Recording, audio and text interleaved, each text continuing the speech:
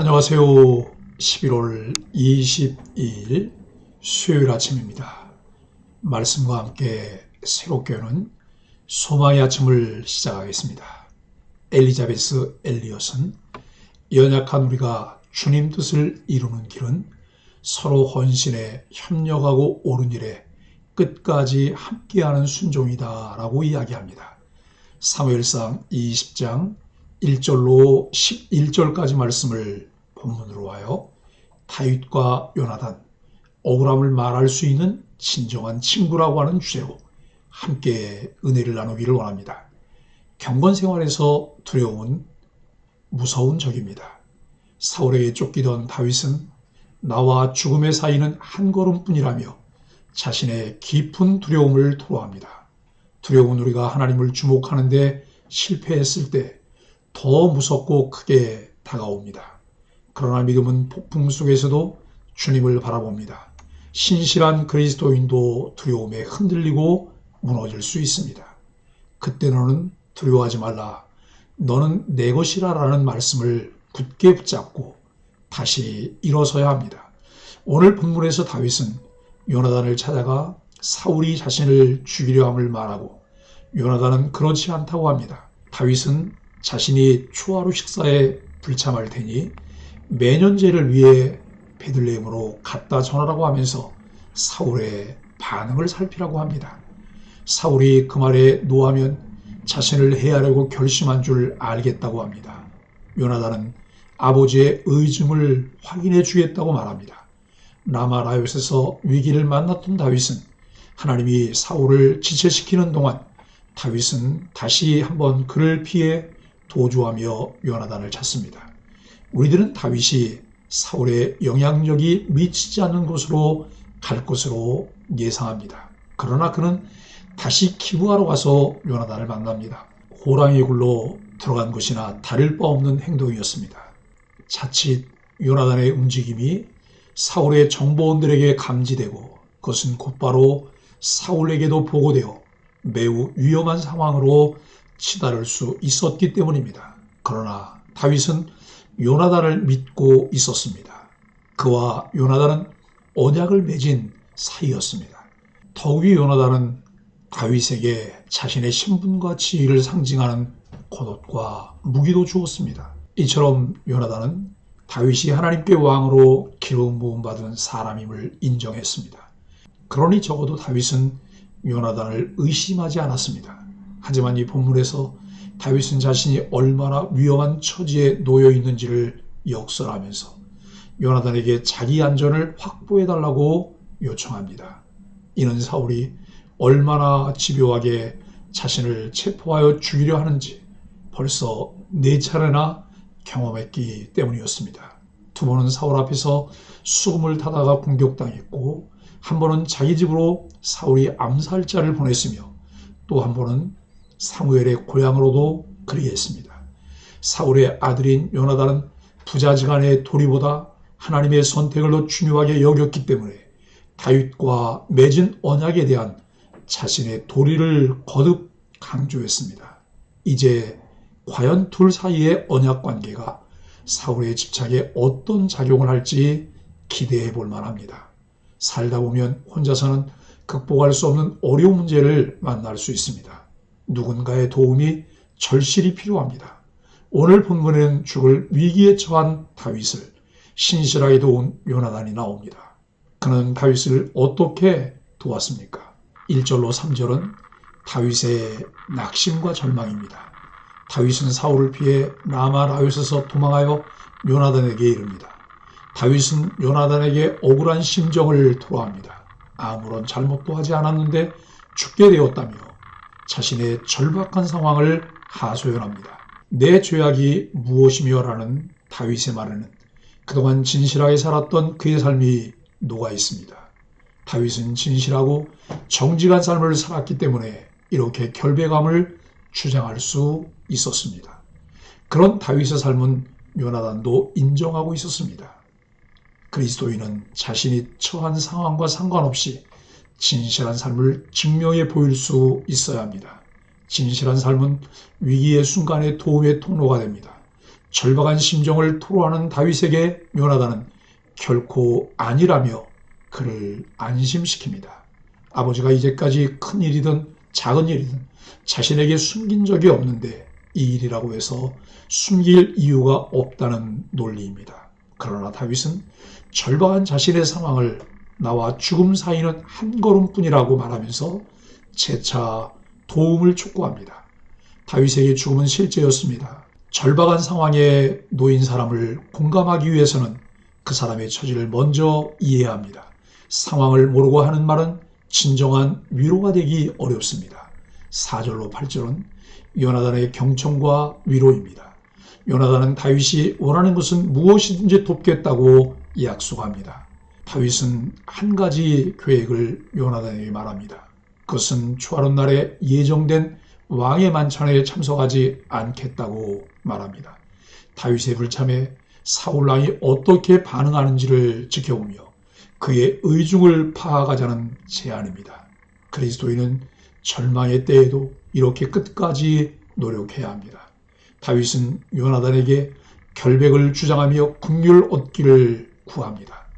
9절로 11절은 요나단의 믿음직한 약속입니다.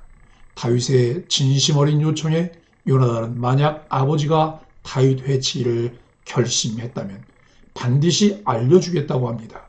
다윗에게 요나단은 생명줄과 같은 존재였습니다.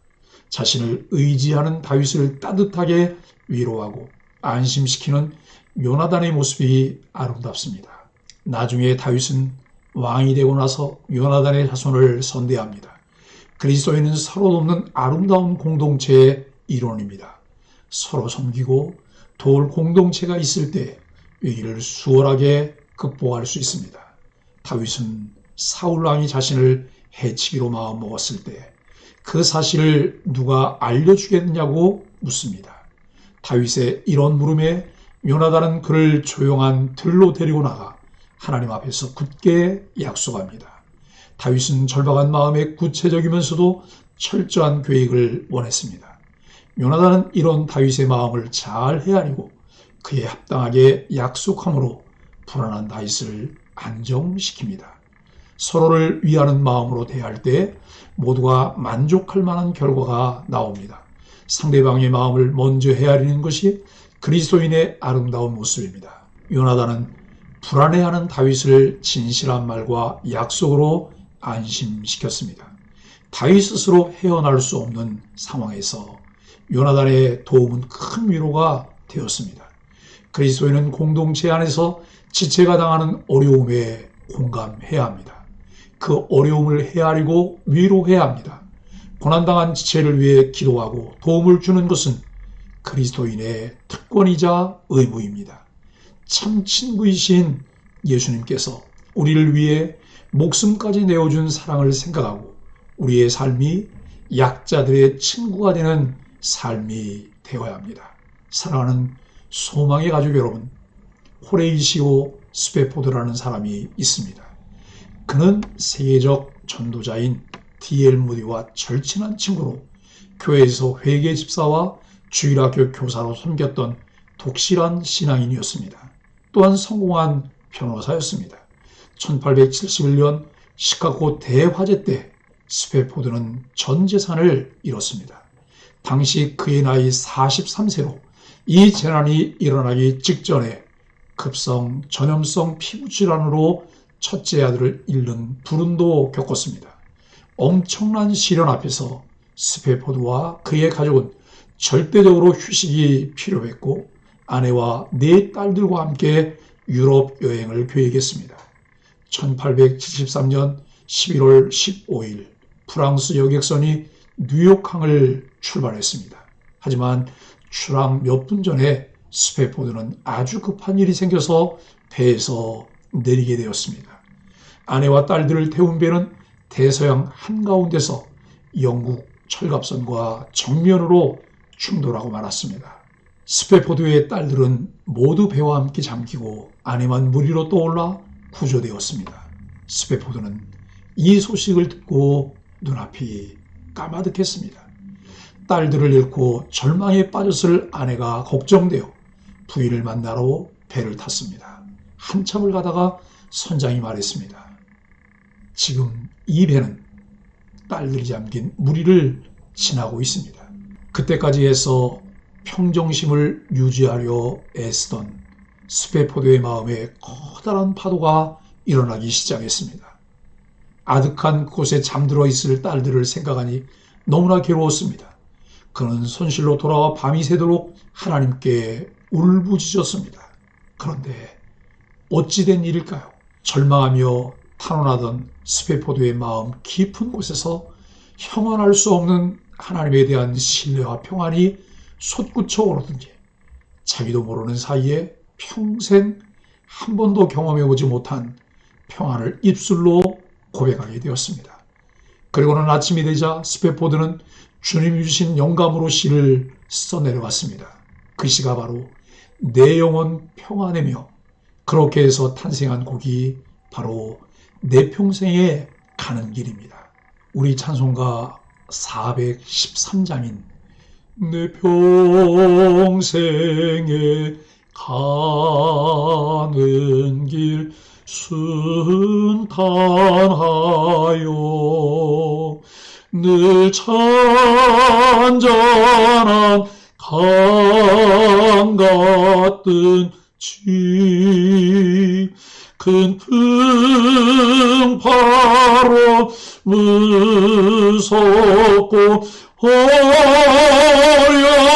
어렵든지 나의 영혼은 늘 편하다. 아멘. 그렇습니다. 큰 고통 중에도, 상황 때문이 아닌 그 상황 중에도 늘 함께 하시는 하나님을 신뢰하기 때문에 얻게 된 참된 평안함입니다. 다윗과 요나단처럼 무엇인지 함께 공유하고 나눌 수 있는 분이 우리의 참 친구이신 예수님입니다. 신앙생활은 참 친구이신 예수님의 인격과 삶을 배우며 그분의 친구로 인격적 교제를 나누는 삶입니다. 우리도 모든 것을 함께 공유하며 상호 존중하고 배려하는 소망의 공동체가 되기를 예수 그리스도의 이름으로 간절히 축복합니다.